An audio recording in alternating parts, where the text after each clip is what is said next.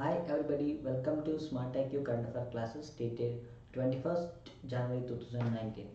These are the following articles on news which has arrived in the Hindu paper today. We shall discuss one by one. So the first is the article which is published as a lead article in the Hindu paper, steel frame or steel cage. Second is fabrication or falsification, which is related to Manrega program. And third is strategies for achieving sustainable environment, which is the report published by Niti Aayog. And fourth is census of Irrawaddy dolphin in Indo-Pacific region. And fifth one is the report published by International Energy Agency, that is World Energy Outlook Report 2018. And last is regarding the disease elephantiasis and the actions taken by the Maharashtra government, because very important news for today. Beginning with steel frame or steel caged, this topic becomes very important with UPSC perspective, as this topic comes under the part of GS2 paper, that is polity, constitution and governance. In that part, subtopic called as role of civil service in democracy becomes very important, which is considered very relevant with this article. So this article speaks about three parts, that is first part, and this is second part, and finally this is third part. So this article focus about recent trend of civil servant leaving their profession and shifting to different professions, especially in politics. Demonstrates that there is something diminishing role of civil servants in the country, because the power lies with them is very acute to bring a major difference in the society. So the civil servants are leaving their profession and shifting to the different professions like politics. So this is a very big concern, and this is a before Munchayanathu's becoming an IAS officer was a very prestigious job for everybody, and many of the people till now even get attracted to the civil services, because due to the following reasons which are in the second part. Especially the youths who are under below the age of 35, they wish to become IAS aspirants with multiple agendas they keeping in their mind. But the recent trend says that regarding the IAS officer who gave retirement in Jammu and Kashmir, who is the spokesman of this article, explains that this is the reasons, like diminishing role of power within the civil servants makes them to shift to the different professions is the major concern. Okay, let's discuss what makes to an aspirant to get into the civil services, what motivates an aspirant to get into the civil services. Beginning with, it seeks the job itself, or the position itself, or the designation itself seeks a status in the society. Yeah, heard that if an IS officer is going, we feel like respecting much, we feel like is something above the normal, or we feel that is very super normal. I mean to say that the job seeks status in the society. Beginning. Second thing is that the gaining social respect through obtaining merit in CSE. You all of us know that civil services is one of the toughest examination in India, not only in India, even in the world also. So with this social respect, for this social respect, people starve hard to get into the civil services by cracking the exam and coming in the merit list. And third is authority to exercise power, like the power within the which is in the hands of IAS aspirant becomes very powerful to exercise his power in especially the law and order implementation. And fourth option to get motivated is participate. He can exclusively participate in nation building and development agenda directly, though we can also participate, but the bureaucrats, or though called as civil servants, can directly participate in nation building and development agenda. And the last point is the very interesting point, which all people get attracted to this service, with a service motto: power to do something good for the larger society. Do something for the larger good becomes very attractive for the aspirants to go to the civil services, becomes the very important criteria. But even though the civil servants offers this platform to explore every form of service to the nation. Though there are the exact reasons for living civil servants, the exact reason for leaving this profession and shifting to the next profession are the following reasons. First is, earlier IAS and politicians were pursued that they were meant for doing something very good to the society for and creating a meaningful part to the entire larger people to live in. So but nowadays the power, they think that even some reality or some instances show that the bureaucrats are left with minimal power and majority of the power is shifted to the politicians, where the politicians control or give constraints to the bureaucrats to function in a good manner, so that their part in bringing something good in the larger society becomes very minimal. So this point has left bureaucrats very less role to play within the society to bring a larger good. And second is the exclusive power, the authority of power in law and order implementation as left with politicians. The orders which they give simply said to be followed by the bureaucrats, so that the authority or power has majorly left with the politicians. And this is the second reason, so that the bureaucrats are leaving the jobs for their profession. And third one is impact civil this is impacting civil services, especially IAS jobs, diminishing their roles and their profession, and they're making it to shift to the another profession, and somewhere it is left with less public importance comparative to the politics. So this is actually making the civil servants to shift their profession to another. Okay, moving on to the next article, fabrication and falsification. So this is a lead editorial today in a Hindu paper which is covered under the syllabus GS3, that is Indian economy. Indian economy in the subpart employment and development. So this article focuses on lack of proper data that is available in the management system, which has led to the weaker implementation of Manrega program.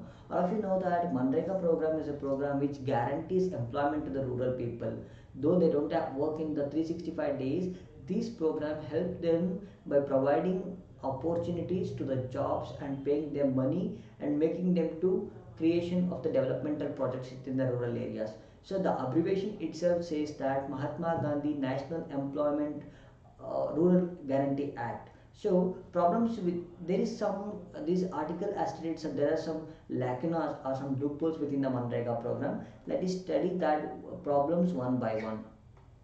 Unemployment allowance.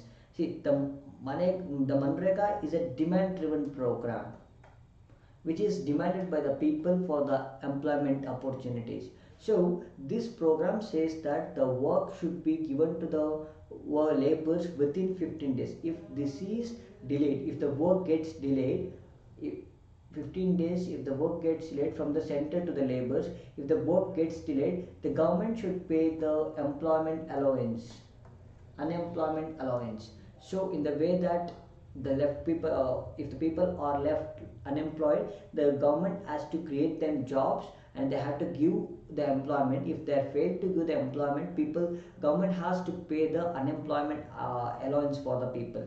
So the work demanded by the laborers, the data, I mean the work demand means the work is demanded by the laborers, and employment generated means, the word employment generated means the employment generated by the government. So this set of data number 1 and data number 2, the both data should be available in the management system, management information system of the Manrega program. So this data is lacking in the management system. So this forms the problem within the Manrega program. So unemployed, the data is improperly coded, or the data is absent within the management system, which makes the this developmental program very weaker. So coming to the next point, under provision of work, there is lack of alternatives to capture work demand from the laborers. If it is a labor, you have to there is a lack of opportunities, offline opportunities to capture the work demand of the laborers. So which means that management system is only available online. So the amount of work generated, I mean the amount of work demanded and employment generated, this data is completely lacking within the management system of the Mandeka program. So the lack of funds and also the funds allocated has been very shortly, is very acute. The if imagine example, if the fund allocated within for one current year is something 500 crore, so this crore will get exhausted within January, which should come at least up to March, mean up to the end of one current year. But these funds are getting very exhausted or very acute, means the allocation of budget to this program is very low, so which also makes this program very weaker. And the last is delay in compensation. So another thing is that if the labor earns 300 rupees in Manrega program, so this 300 rupees, it has to be paid in 15 days. So if this amount is as if this amount has been paid very lately, crossing 15 days, government has to pay compensation for this delay. So there is, even the data is lacking regarding compensation. So and it also makes a burden for the exchequer to pay again delayed compensation. Okay. These are the problems stated by this article, making this Manrega program weaker and weaker. So this is regarding fabrication and falsification of Manrega program. Moving on to next article 22, it has published a report for forming a new India. New India. And this report by Niti Aayog, it speaks about sustainable environment. With the environmental perspective, it has given a 5 pillars for sustainable environment. But this article states that something is lacking in overview of this report or comprehensive approach. It has missed many elements in providing sustainable environment to the new India when India becomes 75 years, when India becomes independent, when India gets independence after 75 years and by forming their new India. So in this report, in for UPSC preparation, you need to prepare for this mains answer writing by using this report. This report becomes very important. There are when it comes to the environmental part, this key features becomes very important when it comes for providing sustainable environment.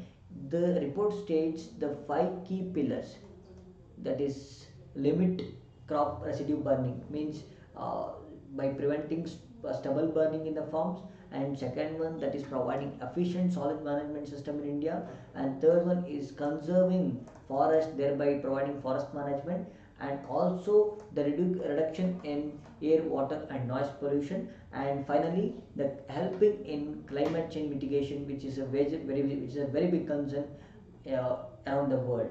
So within these 5 key pillars which are going to provide sustainable environment for India, for forming new India, there are many lack of features which are missing for providing sustainable environment. So this article highlights that particular key features which are missing in this which is missing in this Niti Aayog's report.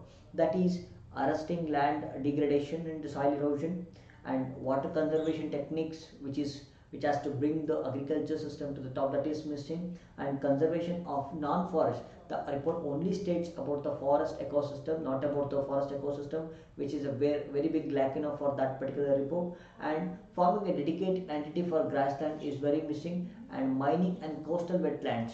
So bringing up the marine and coastal wetlands is missing in this, and mountain desert ecosystem and conservation is absent. So tackling increasing presence of toxic chemicals in water, which is a very big problem for India. India is missing, and limiting measures for preventing environmental damage caused from mining and some other ecological disturbances is missing. And the top report doesn't speak about tourism or forest loss caused from the larger developmental projects like larger river valley projects and even phasing out chemical fertilizers and bringing organic fertilizers, it's very big absent in this report. And it doesn't give any stress regarding local communities on decision in infrastructure projects, where it makes a central law by not even considering the local people of the community which is present in the forest, and doesn't speaks about environment sensitive zones. So these all very big factors or very sensitive factors which are present in detail here are very much missing in this report, which is going to form a new India for the 2022, thereby India completing its independence by completing 75 years. So these are all the facts which is absent in this particular report, and this article highly states that. So moving on to the next article. So the dolphin census which was going on has been concluded. So this particular article news becomes very important in the GS3 paper, where the subtopic is environment, ecology and biodiversity. Recently, the annual Irrawaddy Dolphin Consensus concluded in Gahirmatha Sanctuary and Bitkarnika Wildlife Sanctuary, where the consensus, so where the census was going on, it has been concluded, and recently the figures will be announced very sooner. So the important thing is that we have to know about basic facts about Irrawaddy dolphin, and there are three types of dolphin. One is South Asian dolphins, South Asian dolphins, where there are two subdolphins, like one is Indus River dolphin and one is Ganga dolphin, and other is major part is Irrawaddy dolphin. So this Irrawaddy dolphin are found in Indo-Pacific region, where the name Irrawaddy gets from a river called as Irrawaddy, which is present in Myanmar.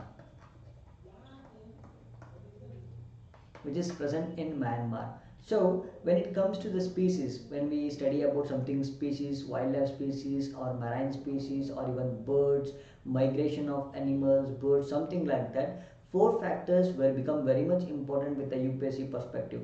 One is we have to study their habitat. If we are now today we are studying about Irrawaddy dolphin, we need to study about their habitat and their protection, in which way they are protected legally, and what is their status of living, like are they endangered or they critically endangered or vulnerable according to the red data book of IUCN, what is their status. And last is, are they listed in the any international conventions like base convention, sites convention. So with these four factors, if you study and analyze the UPSC previous year question papers, if you see the multiple choices or if you see the previous year question papers, these four facts become very important. One is habitat, and one is, are they protected under any legal entity, and what is their status of living, and are they listed in any international conventions. This becomes very important. When it comes to the South Asian difference, unique feature of Irrawaddy dolphin, it is present in, it can even live in ocean waters, even freshwater waters, and even in brackish waters. This is very unique feature of Irrawaddy dolphin. It can live in even fresh waters and even brackish water. But when it comes to the South Asian rivers, Indus River dolphin can even live in freshwater rivers and brackish water rivers, but the unique features of Ganga dolphin is that it can only survive in fresh waters. So Ganga River dolphins are also called as the dolphins, which is considered as national aquatic animal of India. Remember this fact, because these facts may become very important for C group and D group examinations. So Ganga dolphin becomes the national aquatic animal of India. So this habitat of this Ganga River of this is freshwater. This only survives in inland waters or freshwater rivers. So you need to know the difference between Ganga rivers, that is Ganga dolphin and Irrawaddy dolphin. So they are only present in fresh waters. They are freshwater plus both brackish waters. First one, and both are protected under Schedule 1 of Wildlife Protection Act. WPA means Wildlife Protection Act. So this is also saying their own. There is their. It is also Irrawaddy dolphin is also protected in Section 1 of WPA Act 1972, and this is also endangered in IUCN list, and it is also the illegal trade is the illegal trade of prohibited illegal trade of these dolphins is prohibited under Appendix 1 of CITES Convention. So CITES. So all these three factors remain same for these two Ganga dolphins and Irrawaddy dolphins, but when it comes to the Ganga dolphins, it only survives in freshwater, while Irrawaddy dolphins can survive both in freshwater and brackish water rivers. So Ganga dolphin is present in the Ganga delta, where it is seen in river deltas, estuaries, in the river part of the Ganga delta. So but Indus in Indus dolphins can are present in Pakistan near Lahore, and both in Bias river of Indian portion. So coming on to the next article, that is getting a raw deal.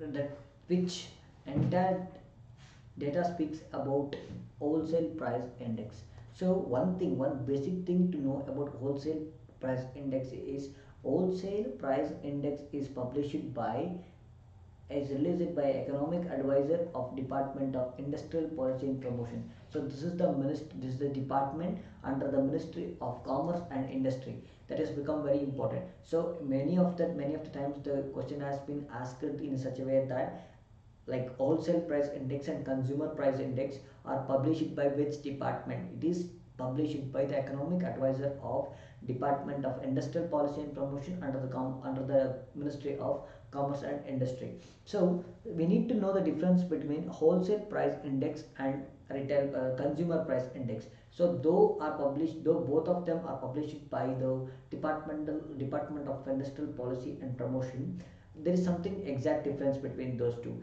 So where wholesale price index talks about highlights about wholesale bulk goods, where the consumer price index speaks about retail things. So the things which come under this wholesale price index is one is there are three major groups under this wholesale price index. One is primary articles, another one is fuel and power, and third one is manufacturing goods.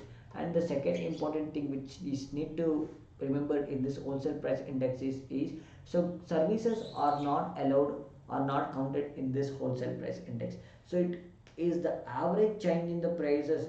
The main function of this wholesale price indexes is to measure the average change of prices of commodities while at the time of early transaction, which are in the bulk sale. This is the very big objective of the wholesale price index. This factors becomes very important with the UPSC prelims part.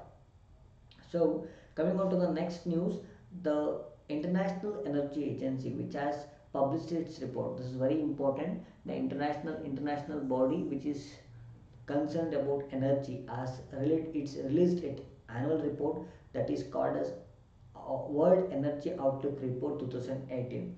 This report highlights about the energy trends, global energy trends, which is expected to go by 2040. I mean, if this is a energy agency, this talks about the global trends regarding energy. What are all the global trends that are going to be happen by 2040? So this highlights the impacts of the energy within in the global arena. So it also speaks about supply and demand of energy, and what are all the carbon emissions and pollution tech and energy access.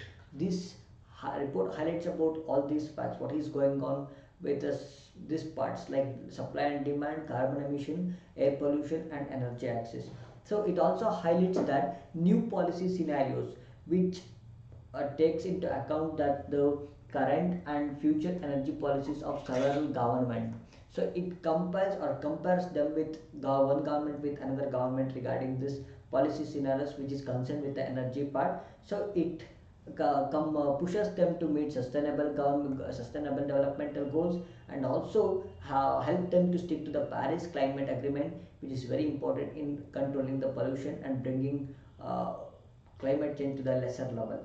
And it also tells how to handles the air pollution, and ensuring it also ensures the universal access to the energy.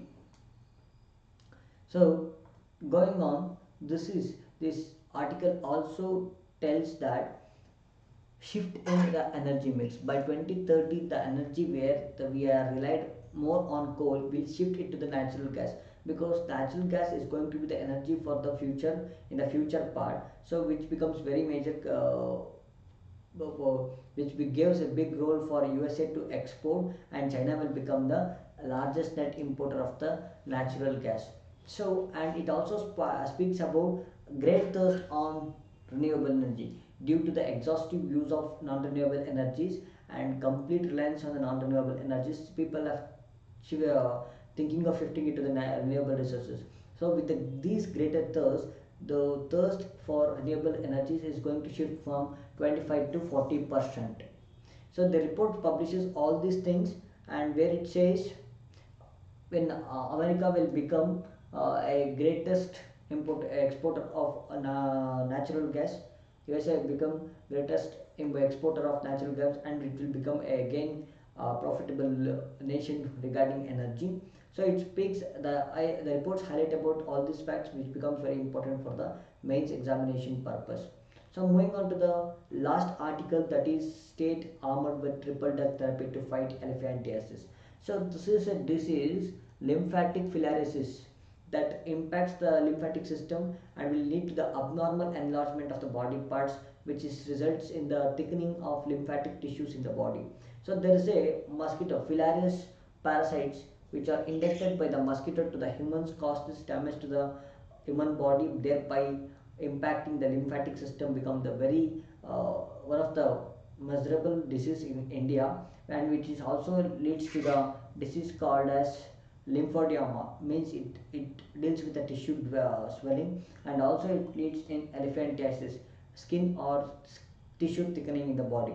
So the Maharashtra government is has determined to end this to stop this or eliminate this disease by providing three drug therapy for this particular disease. So the action of Maharashtra government becomes very important in the current affairs part, and where diethyl carbazamine, citrate and albendazole are used in the three drug therapy for treating elephantiasis, for treating this particular disease, and where the government is providing in the three phases by using these three drugs. The name of the drug and name of that this disease, lymphatic filariasis, and which is caused by the filariasis parasites, which is found in the mosquitoes. It's also called as roundworms, and which belongs to the family Filariodea. So this all the name of the parasite, the family of the parasite, and the disease name, and the symptoms of this particular disease, and action taken by the government to mitigate this disease becomes very important with the UPSC perspective. So concluding all this article, thank you for the listening. Thank you.